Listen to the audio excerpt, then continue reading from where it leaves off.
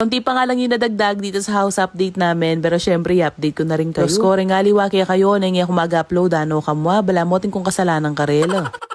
So, ito na nga pala yung itsura ng harap ng bahay. Bale, naka-primer na siya na pintura pero hindi pa yan yung mismo. Ito namang mga poste, naka-ready na rin at pwedeng-pwede nang lagyan ng mga outdoor tiles. Maliban sa color gray na pintura, maglalagay kami dyan ng mga design na tiles. Itong part na to sa harap ng master's bedroom, lalagyan din namin. Pwede nga rin ditong maglagay ng mga plant box sa harap niya mismo. Kisame naman, ganito yung itsura niya. So, nagawa na yung mismong gitna niya, tapos yung mga gilid, wala pa. Sa mga kwarto kasi, ang pinagawa namin, straight lang talaga sila, walang design. Tapos, etong sa sala, papalagyan namin ng konting design. Parang yung sa amin sa bahay namin yung gagawin. Tapos na yung bandang sala, tapos etong sa dining, hindi pa. Bale, kalahati pa lang yung natatapos dito. Tapos dito sa dining, etong sa kitchen yan, hindi pa rin tapos. Bale, kapag ka nandito ka sa likuran, ganyan yung itsura ng kisame. Nung last update ko sa inyo, walang-wala pa yan. As in, kahit yung mga bakal na yan, wala talaga. Ito naman sa master's bedroom, nakakatuwa kasi pag silip ko dito, ayan, meron ng kisame. Mga bintana namin hanggang ngayon, hindi pa rin tapos. Ang tagal-tagal na palagi yan. Namin ina-update yung gumawa na pwede niya nang ilagay yung mga bintana. Pero bukas siya ng bukas, tapos hindi naman dumarating. Ay, nuko, malapit na akong mag-post kanini.